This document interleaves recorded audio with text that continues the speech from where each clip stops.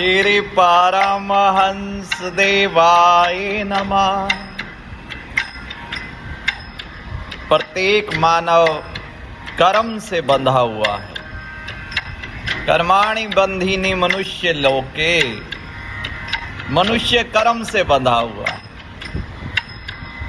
गुरुमुख अपने साधारण कर्म को सेवा का रूप दे देते हैं, सेवा बना लेते हैं। किस माध्यम से? भाव परिवर्तन से। भक्ति अथवा ज्ञान अथवा समर्पण, निष्काम कर्म, ये सब साधारण कर्म को सेवा का रूप दे देते हैं। एक व्यक्ति सफाई कर्मचारी है, फैक्ट्री में, दुकान में, किसी ऑफिस में वो झाड़ू लगाता है, और दूसरा एक भक्त कुटिया के अंदर झाड़ू लगा रहा है। इसमें अंतर क्या है? भावना का अंतर है। उसका लक्ष्य है माया प्राप्त करना और भगत का उद्देश्य है भक्ति की प्राप्ति।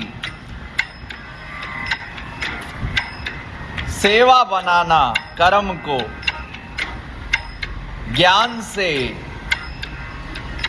अकर्ता भाव धारण करके या भक्ति भाव से समर्पित करके हर कर्म को।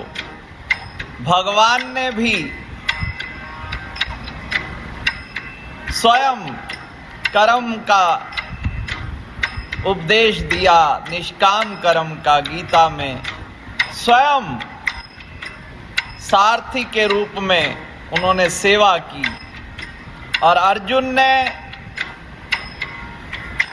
जब अज्ञानता, मोह का परिचय दिया तो भगवान ने कहा, कर्म से भाग नहीं, तेरा कर्म युद्ध विजय है, ये सेवा बन जाएगा। तो आखिर में भक्त अर्जुन प्रत्येक कर्म को भगवान को अर्पित करते हुए उन्होंने अपने प्रत्येक कर्म को सेवा में परिवर्तित कर लिया। हमें भी चाहिए कि जो भी कर्म करें उसमें कर्तापन ना हो, भक्ति भाव हो, समर्पण हो। ना कुछ किया ना कर सका, न करने जोग शरीर, जो कुछ किया साहिब किया, ताते भया कबीर। श्री परमहंस शरणम गच्छामि।